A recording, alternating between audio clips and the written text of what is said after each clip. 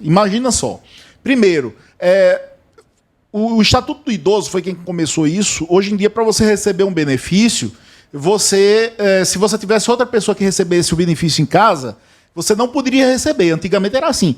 Então, abriu-se a exceção para que duas pessoas recebessem o amparo social na mesma casa. Esse benefício, essa regra favorável às pessoas pobres, está para cair. Ou seja, hoje, se um recebe na casa, o outro não vai poder receber. Por exemplo, o marido recebe BPC porque ele tem uma deficiência. Ou já é velho? Já é velho. Tá. Né? E a mulher recebe o Bolsa Família. Exatamente. Imagine só, né? Tanto neste caso, como se os dois já tiverem 65 anos de idade, se o cara completou 65 esse ano e a mulher completa ano que vem, ela não vai poder mais receber o BPC. Por quê? Porque ele já tem aquela renda e vai ficar com metade de um salário mínimo, não um quarto do salário mínimo. Então, neste caso, já vai impossibilitar de um casal de velhinhos receberem na mesma casa, cada um amparo social. Tá certo? Esse dado, ele vai pegar muita gente. Totalmente. Vai pegar muita gente. Vocês estão entendendo, né? Por exemplo, você tem um casal de velhinho dentro da casa, que recebe só o BPC porque não teve contribuição previdenciária. Se um recebe, o outro deixa de receber. Exatamente. E quanto a essa questão da deficiência, situações, por exemplo, aqui em Pernambuco temos muitos casos. A questão de microcefalia, por exemplo. A mãe toma conta da criança e recebe BPC. Né, por tomar conta da criança que tem problema. Estão falando que eles vão mexer nisso também. A microcefalia não se vai mexer exatamente porque ela tem uma lei específica para a microcefalia. Tanto é que pessoas que nem são miseráveis na forma da lei podem receber porque foi uma espécie de indenização dadas às pessoas que tinham microcefalia. Então a microcefalia fica fora. Agora, imagine como a lei vai mudar, Cardinô. Preste atenção. Hoje em dia, uma criança com deficiência pode receber. Por quê? Porque ela tem um grau de incapacidade comparado com as crianças da idade dela, certo? Ela tem uma incapacidade que não é para o trabalho, mas é uma incapacidade substancial em relação às pessoas da mesma idade que ela. Então, que não possam ser providas pela família. Então, hoje, uma criança tem direito. Da forma que está vindo a mudança na legislação, primeiro, crianças e adolescentes não poderiam ter mais direito ao BPC. Por quê? Porque eles colocam como regra a incapacidade para o trabalho. Ou seja, eles tiram esse critério da criança ser uma pessoa com deficiência e colocam como um parâmetro o trabalho. Como ninguém pode trabalhar com menos de 16 anos de idade, em tese, eles estão atirando em um e matando dois. Nós estamos falando de uma situação, eu falei microcefalia, que é protegida por uma lei específica. Mas há diversos outros tipos de deficiência, né? Síndrome de Down, por exemplo? Pronto. Certo. Uma criança com síndrome de Down. Aí a mãe recebe o BPC pela criança. Isso. Pode deixar de receber? Pelo que está vindo aí? Aí veja só, não vai. Nesse caso aí, talvez sim. Por quê? Porque hoje em dia o critério é a deficiência em relação às crianças ou às pessoas da idade dela, e segundo, que não pode ser sustentado pela família. Com a mudança, uma pessoa com síndrome de Down, por exemplo, ela nunca teria uma capacidade para o trabalho plena. Apesar que tem as pessoas com síndrome de Down que têm empresas, etc. Que trabalham. Mas no grosso, a questão não vai ser mais medida pela deficiência em relação às pessoas da mesma classe social, da mesma idade, da mesma condição. Mas vai ser em relação ao trabalho que ela poderia então exercer. É o seguinte, vamos ser bem simples para você entender. Se você recebe por um filho, porque essa criança teria um problema, não importa, né? Você tem que ficar em casa para cuidar dessa criança, né? Aí você não pode trabalhar, porque você tem que ficar em casa cuidando da criança. O que talvez venha aí, e eu espero que revejam, né? Eu digo talvez porque já tem bronca aí o pessoal criticando, é que você pode trabalhar e aí você não receberia pela criança. Basicamente seria isso. Seria isso. Vai se dificultar muito. para você ter ideia, Cardinal, hoje em dia, na justiça, os procuradores eles já batem nessa história sobre a impossibilidade de crianças receberem. Por quê? Eles entendem, na visão deles, que criança não era nem para receber BPC. Tá certo? Apenas a partir dos 18 anos de idade que seria possível se pensar no BPC. Isso já é discutido. Com essa legislação... Mas isso vem há tanto tempo, rapaz. É. Eles vão tirar. Imagina, você está comendo todo dia por conta desse dinheiro. Aí, de repente, ele vai, não, agora tira, corta. Aí você deixa de comer. Pois é. É isso que você está dizendo. Aí vai se ver como é que vai ficar as pessoas que já recebiam com a legislação anterior. Vai ter um pente fino para adequar a legislação atual ou não? Então, não, essa mudança é muito drástica. O cara fica uma semana sem comer? Você que é mãe, vai ficar uma semana sem comer? Hã? Pois é. Aí, Cardinal, o que a gente tem que ver é o seguinte, vai vir um BPC pesado, um pente fino pesado, precisa... sempre que a gente puder evitar fraudadores, ladrões, estelionatários do dinheiro público, a gente tem que tirar. Nessa parte eu não tiro a razão. Inclusive, a gente tem ouvido muito falar, o cara vai no CRAS, aí diz assim, eu sou separada do pai dele, para poder receber 2 Bolsa Família. A criança diz assim, desde quando tu é separada de painho? A criança que entrega a própria mãe. Entrega a mãe. Isso está cansado de ocorrer no CRAS. Entendeu?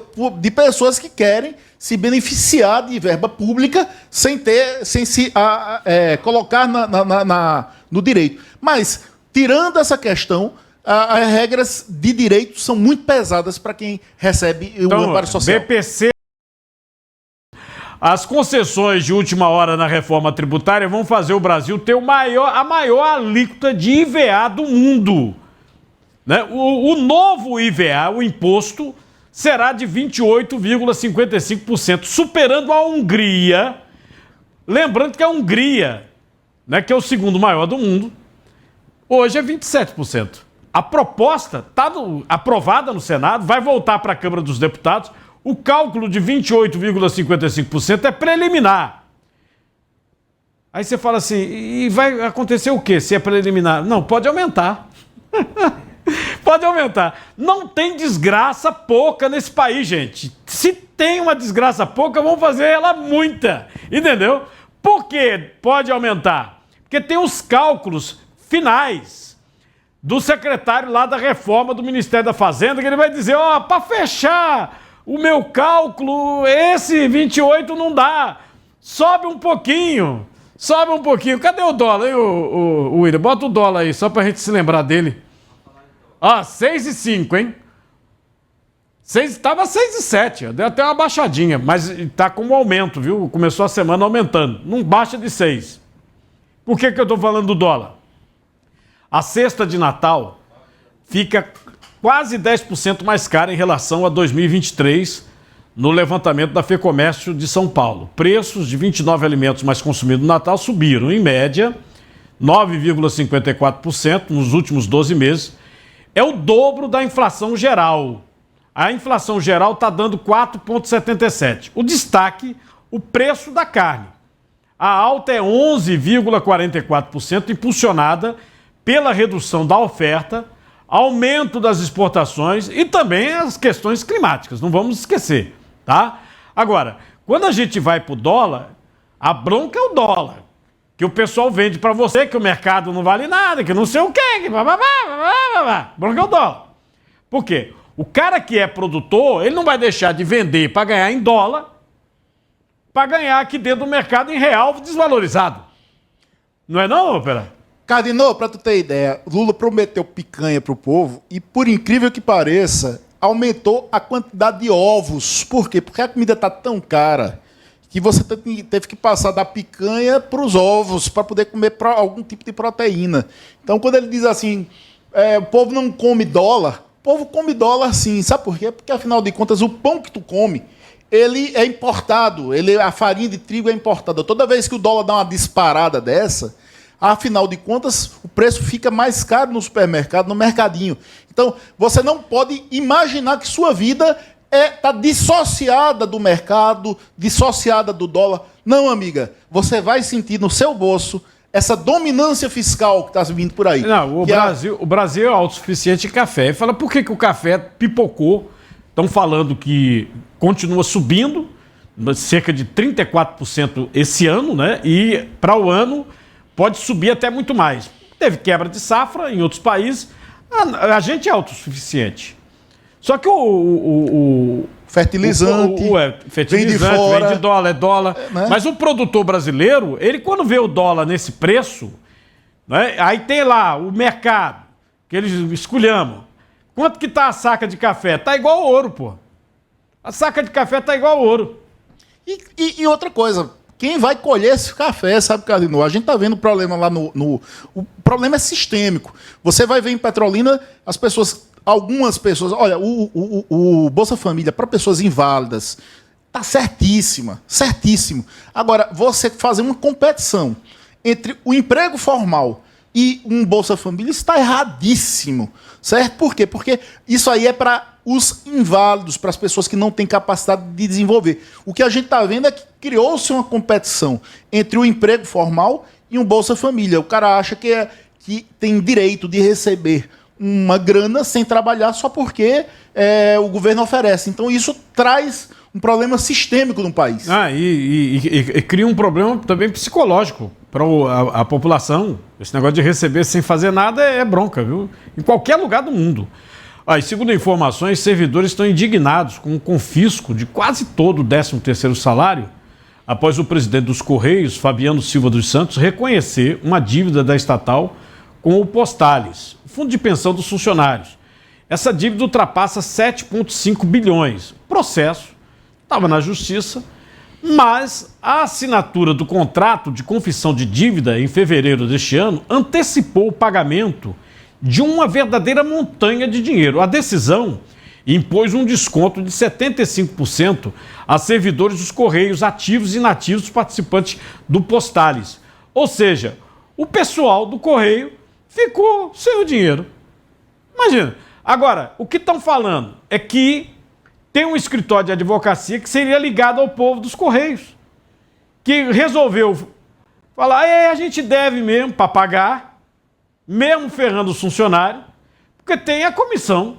Você é advogado, você sabe. Cardinô, isso aí é reflexo ainda de Lula 1 e Lula 2. Eles pegaram o dinheiro do Postales, tá certo? Que é um fundo de previdência. No mundo inteiro, o fundo de previdência é quem faz os grandes investimentos mundiais. Tanto é que a gente, quando recebe um dinheiro de um fundo de previdência, a gente fica alegríssimo, porque faz estrada de ferro, faz tudo. Mas no caso dos Correios, pegaram o dinheiro do Postales e investiram, sabe aonde? Na Venezuela. Venezuela. E não fizeram pagou obras, pra gente. Exatamente. E Maduro, Cuba, etc., eles estão inadimplentes, ou seja, emprestaram para um país. Cuba tem um porto que é um... Porto de Mariel. É um porto de Suape, entendeu? Que a gente levou anos e anos construindo, a duras penas, tropeçando na falta de dinheiro. O porto foi construído com dinheiro do Brasil, pô. Assim, ó, tem. E eles não pagam. Não pagam. E outra coisa, já há negociações para poder fazer um acordão, fazer um Serasa e etc. E eles poderem receber de novo verbas públicas, né? E ainda nos Correios, tá? Os Correios vão gastar cerca de 200 milhões de reais para pagar um benefício de final de ano de R$ 2.500 para cada funcionário. São 84.700. O tal pagamento extra foi chamado de Vale Peru e foi acertado na convenção coletiva do sindicato deles, né? Desse ano. Será pago em duas parcelas. A primeira, R$ 1.000, pode ser paga agora em dezembro. A segunda, R$ 1.500, até o 5º dia útil de janeiro de 2025. Esse benefício havia sido suspenso em 2020, quando era a gestão do general Floriano Peixoto como presidente dos Correios. Mas retomaram em 2024, após negociações com o Sindicato dos Trabalhadores da empresa. Ou seja, se por um lado o presidente lá ferrou todo mundo com o 13º por causa do negócio do Postales, por outro tem o Peru. O pessoal chama como é que é o nome? Vale Peru, é? Você recebeu o Vale Peru? Ninguém recebeu o Vale Peru. Só o povo do Correio, né? E o governo federal pagou 1 bilhão 300 milhões, já pagou nas emendas do Congresso, entre quarta e quinta-feira agora, últimas. Portal Poder 360 fez até essa arte aqui. O valor seria para... Será que tem explicação, não? Eles dizem assim, fortalecer a articulação com deputados e senadores para aprovar o pacote de corte de gastos e outros temas de interesse do Executivo até o final do ano.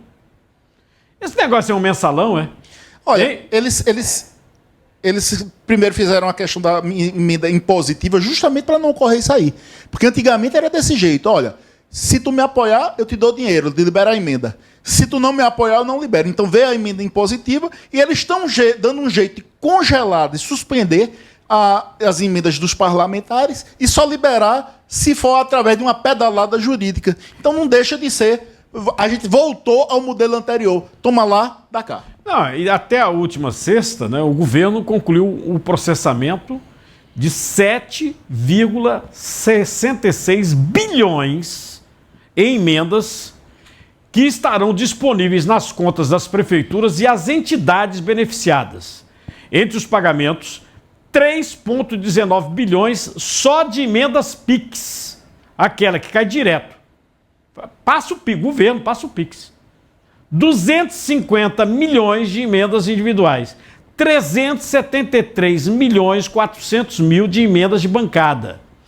3 bilhões 850 milhões em emendas para a área da saúde. Emendas para a área de saúde. Aí você fala assim, tranquilo, Canoa, mas é a emenda, porque tem deputado muito sério, tem senador muito sério, que realmente faz a emenda porque quer beneficiar alguma área de sua cidade, do seu estado. Tem gente, inclusive, que faz emenda aqui para o Hospital do Câncer. Louvável. É que está precisando, precisa. Agora, imagina, o Tribunal de Contas da União já pegou um monte de senador, inclusive 2 do governo, viu? 2 que são metidos a direitinhos, assim, safadinhos, hein? Safadinhos. Emendas para entidades ONGs. 3 milhões para uma. Faz o quê? Essa ONG aqui, ela faz, Cardinô, nada. A emenda para a ONG de Irará-Barará. Essa ONG, Cardinô, faz o quê? Sei não. Mas eu acho que faz, né? Porque está recebendo 4 milhões. É só dinheiro grosso, o Perazzo. Agora, tem uma do cidadão, lá no Acre. Rapaz, a entidade nem sede tem. O Tribunal de Contas da União foi atrás e falou, epa, é fantasma, porque pensavam que era aquele negócio do orçamento secreto, lembra? Sim. Pensavam que não iam atrás mais. Sim. Aí fala, mas é o cara do governo, Cardinô. É, do governo, sem governo, desgoverno, é. Olha, o que se confunde muito, o orçamento secreto, a verba, logicamente a verba pública, sabe-se onde vai colocar. Não é que o cara bota onde quer, que imagina, e o Tribunal de Contas não vai, não.